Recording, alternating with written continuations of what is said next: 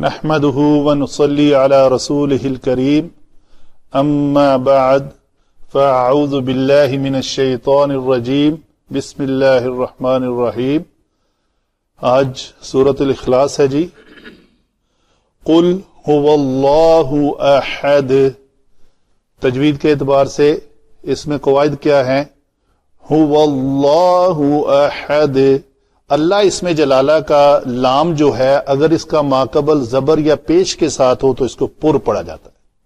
هو اللہ، هو اللہ نہیں، ایسا نہیں ہوگا۔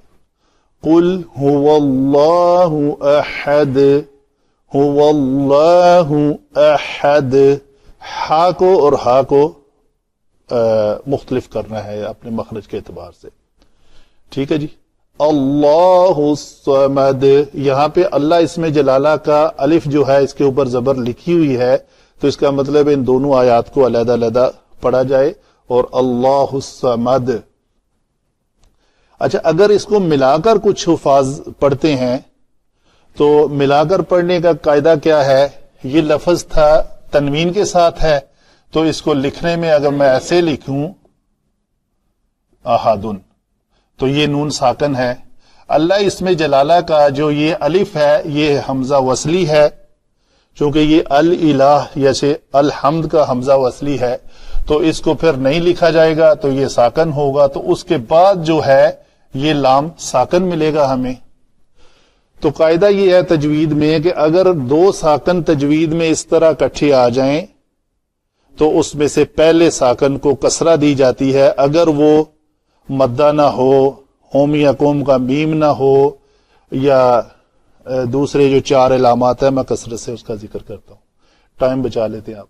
تو ابھی اس کو اگر دونوں آیات کو ملا کر پڑھنا ہو تو اس نون کو ہم دیں گے کسرہ، تو یہ پڑھا جائے گا قل هو اللہ احد اللہ الصمد۔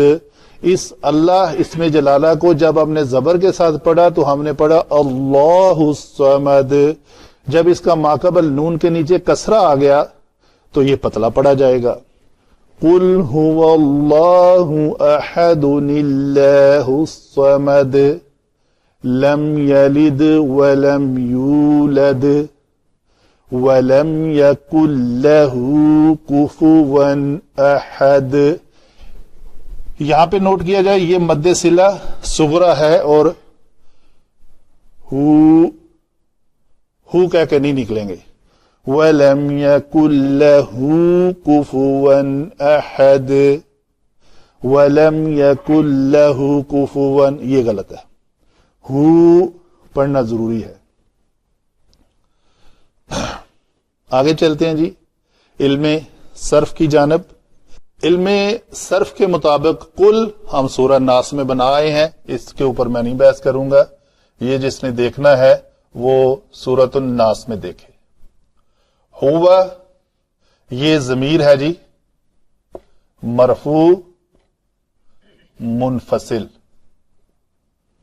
ہوا ہما ہم یا ہما ہن۔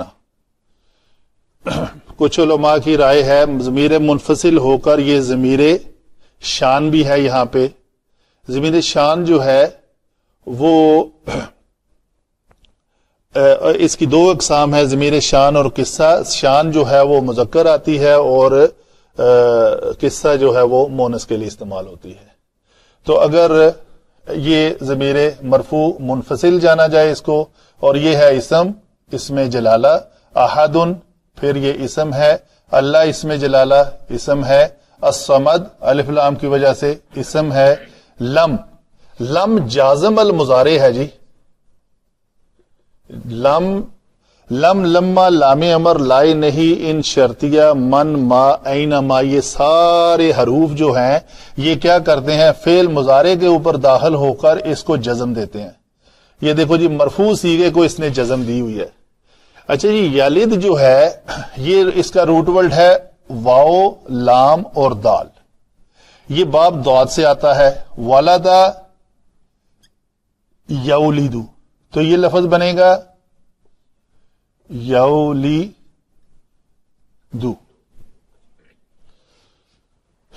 یو اس لیے بنے گا یدریبو کے وزن پہ، تو اگر یضربو کے وزن پہ پڑھنا ہے تجوید کو آؤٹ کر کے تو یولیدو، ٹھیک ہے، تو یولیدو بنا۔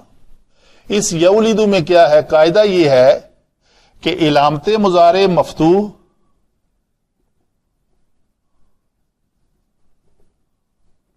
اور عین کلمہ مکسور کے درمیان، دونوں کے درمیان اگر واو ہو تو وہ حذف ہو جاتی ہے۔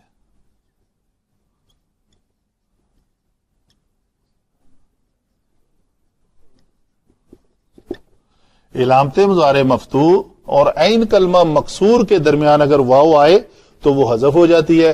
اس قاعدے کے تحت اگر اس کو حذف کریں گے تو لفظ بن جائے گا ہمارا یلدو۔ یلدو فعل مضارع ہے، واحد مذکر غائب کا صیغہ ہے۔ اس سے پہلے ایک عامل آیا جو لم کے نام سے جانا جاتا ہے، اور اس کا کام ہے، یہ عمل کرتا ہے، لفظی تبدیلی پیدا کرتا ہے۔ لفظی تبدیلی یہ پیدا کرتا ہے کہ یہ اگر فعل مضارع کے مرفوع صیغوں پہ آئے تو لم جمع یلدو از اکول ٹو لم یلد، یہ تبدیلی پیدا کی ہے اس نے۔ میں دونوں کو ہائی لائٹ کر دیتا ہوں، یعنی لم نے آ کر پیش کو جزم میں تبدیل کر دیا، یہ ہے لم یلد۔ آگے کیا ہے جی؟ ولم یولد، واو پھر عطف ہے، پھر اسی طرح یہ جازم ہے۔ یولد کو دیکھیں تو یہ کیا لفظ ہے؟ یضربو سے کیا بنے گا جی؟ یضربو۔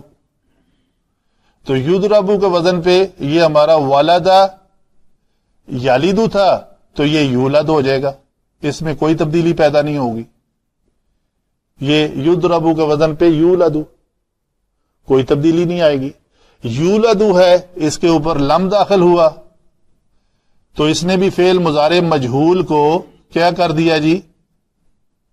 لم یو لد، تو اس نے بھی آ کے تبدیلی پیدا کر دی، اس پیش کو جزم میں تبدیل کر دیا۔ لم جازم المضارع ہے نا جی، تو یہ صیغہ بھی وہی ہے۔ وہ فعل مضارع معروف ہے اور یہ فعل مضارع مجہول ہے۔ تو یہ ہے مضارع مجہول واحد مذکر غائب کا صیغہ، اور یہ کیا تھا جی؟ یہ مضارع معروف تھا۔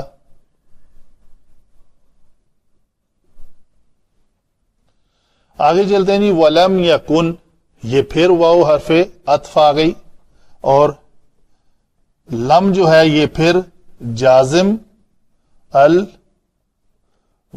ہے۔ یکن کو دیکھتے ہیں، یہ فعل ناقص ہے جی۔ فعل ناقص کیسے ہے؟ کانا یکونو، کانا یکونو، یہ قالا یقولو کی وزن پہ ہے۔ جو تبدیلی قالا یقولو پہ آتی ہے وہی اس پہ آئے گی، کانا یکونو۔ ابھی ہم کیا کریں گے جی؟ یکونو سے کے اوپر ہم نے لم داخل کیا، لم جمع یکونو، جس طرح لم جمع یلدو تھا، اس دال کے اوپر پیش کو ہٹا کے اس نے جزم دے دی، تو یہاں پہ بھی یہ کیا بنے گا جی؟ لم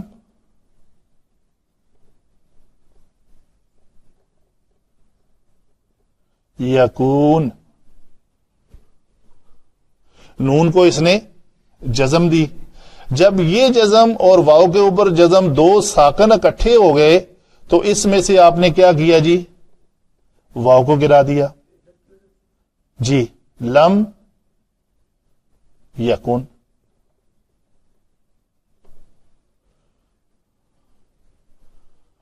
یکونو تکونو تکونو اکونو نکونو، اگر یہ واحد متکلم کا صیغہ اکونو آئے تو خلاف قیاس اس میں نون بھی گر جاتا ہے۔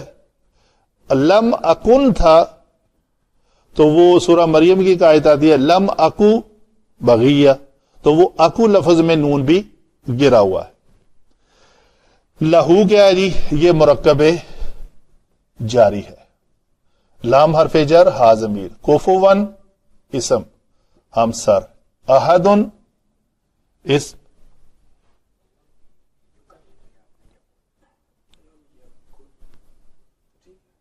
ٹھیک ہے. اچھا لم یکن ٹھیک ہے جی. یہ ہوئی ہماری علم صرف کے مطابق الفاظ کو بنانے کا طریقہ کار. آگے چلتے ہیں علم نحو کی طرف. علم نحو میں کل جو ہے وہ فعل امر ہے. ہر فعل امر کے پہلے صیغے میں ایک انت ضمیر جو ہے وہ چھپی ہوتی ہے اور یہ مرفوع ہوتی ہے ہمیشہ. مرفوع ہو کر یہ فاعل ہے اور یہ کیا فعل سر انجام دے رہے ہیں؟ کہنے کا. آپ فرما دیجئے، آپ کہہ دیجئے. یہ انت سے مراد آپ صلی اللہ علیہ وسلم ہے. آپ ان سے کہہ دیجئے. کیا کہہ دیجئے؟ یہ ساری بات. تو یہ فعل جمع فاعل جمع یہ ساری بات مفعول بنے گی، مقول بنے گی یا مقولہ کہہ لیں اس کو. هو اللہ احد کیا ہے جی؟ ہوا. اس کو ہم اگر یہ کہیں کہ یہ مبتدا ہے، یہ مبتدا اول اور یہ مبتدا ثانی اور یہ اس کی خبر. اگر اس مبتدا ثانی کی یہ خبر مانی جائے تو یہ ایک جملہ بنا، جملہ اسمیہ، اور اس مبتدا کی یہ خبر ہو جائے گا کہ یہ جی جملہ یہ واحد ہے مبتدا ہوا جو ضمیر مرفوع منفصل ہے. تو مبتدا ہمیشہ مرفوع ہوتا ہے تو یہ مرفوع منفصل ہے. مبتدا یہ جملہ جو ہے محلن مرفوع ہو کر خبر بنے گا اس ہوا کی. اگر یہ پورا جملہ بن جائے گا آپ فرما دیجئے کہ وہ اللہ یکتا ہے. احدن کا معنی یکتا کیا جاتا ہے. اور کیا ہے جی؟ اللہ الصمد. پھر یہ اسم جو ہے یہ حالت رفع میں ہے، ہم کہیں گے یہ جی مبتدا ہے اور یہ اس کی خبر ہے. پھر یہ جملہ اسمیہ بنے گا. کیسے؟ کہ وہ اللہ جو ہے جو یکتا بھی ہے اور الصمد بھی ہے. الصمد کے بارے میں جو مانوی طور پہ لکھا ہوا بے خوف ہونے والی ذات، نہ کھانے پینے والی ذات، مخلوق کے بعد بھی باقی رہنے والی ذات، بے عیب بے نیاز. ٹھیک ہے جی. تو یہ اس سے مراد وہ اللہ جو ہے وہ ان ساری صفات کا مالک ہے. آگے کیا ہے جی؟ لم یلد. اس لم سے مراد، لم اور لمہ میں فرق میں بتا چکا ہوں پچھلے ایک لیکچر میں کہ لم سے مراد زمانہ آغاز سے لے کے زمانہ انتہا تک کی نفی ہے. تو اس نفی سے مراد ہے کہ جب یہ سورہ مبارکہ نازل ہوئی تھی اس وقت آپ صلی اللہ علیہ وسلم نے فرمایا کہ لم یلد، اس نے کسی کو نہیں جنا. کب نہیں جنا؟ ماضی میں. اور آئندہ بھی کسی کو نہیں جنے گا. اور اس دنیا کے آخر تک وہ کسی کا باپ نہیں ہے، نہ تھا اور نہ ہوگا. اس کے مقابلے میں ایک دوسرا لفظ لمہ یوز ہوتا ہے. لمہ جو ہے وہ نفی کرتا ہے کس کی؟ زمانہ ابتدا سے لے کر متکلم کے بات کرنے تک کی نفی ہوتی ہے اس میں. وہ لمہ ہے اور یہ لم ہے. تو لم یلد ولم یولد، نہ وہ کسی کا باپ ہے اور نہ وہ کسی کا بیٹا. اس نے کسی کو جنا نہیں اور نہ وہ کسی سے جنا گیا. یہ پیسے وائس ہے، مجہول ہے. اور یہ دونوں ایک ہی ہیں. یلدو میں ہوا ضمیر ہے، علامت ضمیر، مرفوع ہو کر فاعل ہے. اس نے جنا، لم نفی کر رہا ہے، اس نے نہیں جنا اور نہ ہی وہ جنا گیا. یہ فعل مضارع مجہول میں ہوا کی ضمیر مرفوع ہے اور یہاں پہ یہ نائب فاعل بن رہی ہے. نائب فاعل جمع فعل ماضی مجہول. جس کے اوپر لم آ کر اس کی نفی کر رہا ہے کہ نہ وہ کسی کا باپ ہے نہ وہ کسی کا بیٹا، نہ اس نے کسی کو جنا ہے نہ وہ کسی سے جنا گیا ہے۔ اور کیا ہے جی؟ واؤ پھر عطف ہے، لم ولم ولم، یہ تیسرا، تو تینوں مل کر ایک مرکب عطفی بنیں گے۔ کیسے؟ ولم یکن لہو کفوا احد۔ اچھا جی، کانا کا اسلوب ہے، کانا کو فعل ناقص کیوں کہتے ہیں؟ کہ کانا ایک ایسا فعل ہے جس کے بعد نہ فاعل آتا ہے نہ مفعول آتا ہے، اس لیے اس کو فعل ناقص کہتے ہیں۔ باقی سارے افعال کے بعد اس کا فاعل آتا ہے اور اس کا مفعول آتا ہے حسب ترتیب موقع کے اعتبار سے، لیکن اس کا نہ فاعل ہوتا ہے نہ مفعول ہوتا ہے اس شکل میں۔ تو کانا کے بارے میں کہا جاتا ہے کہ کانا کا ایک اسم ہوتا ہے، یہ کانا یکونو، یہ فعل ناقص ہے، تو اس کا اسم کیا ہے جی؟ اس بعد والی آیت میں جو بھی آپ کو مرفوع نظر آئے گا ہم اس کو کہیں گے یہ اسم کانا ہے، اور جو آپ کو منصوب نظر آئے گا وہ ہم کہیں گے جی خبر کانا ہے۔ اور کانا چونکہ فعل مضارع پہ داخل ہوا ہے تو اس نے ماضی کی نفی کی اور مستقبل کی بھی نفی کی، اور نہیں ہے نہ ہوگا، کیا لیے اس کے، لہو، یہ مرکب جاری،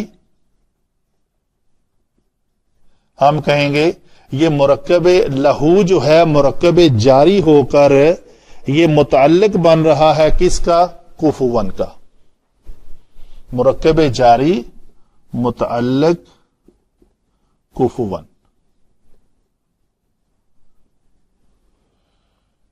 تو کانا یکونو اپنے اسم اور خبر کے ساتھ ایک جملہ بنا متعلق کے ساتھ مل کر جس کی نفی کر رہا ہے لم، ماضی میں بھی اور مستقبل میں بھی، اور نہیں ہے نہ ہوگا اس کے لیے کوئی ایک بھی ہمسر۔ کفوا کا مطلب ہوتا ہے ہمسر، اس جیسا، تو اس جیسا کوئی بھی نہیں۔ ترجمہ آپ تفصیل سے دیکھ سکتے ہیں۔ یہ ہوئی جی اس کی گرامیٹک انالیسز، نحو کے اعتبار سے چھوٹی صورت تھی۔ جزاک اللہ خیر۔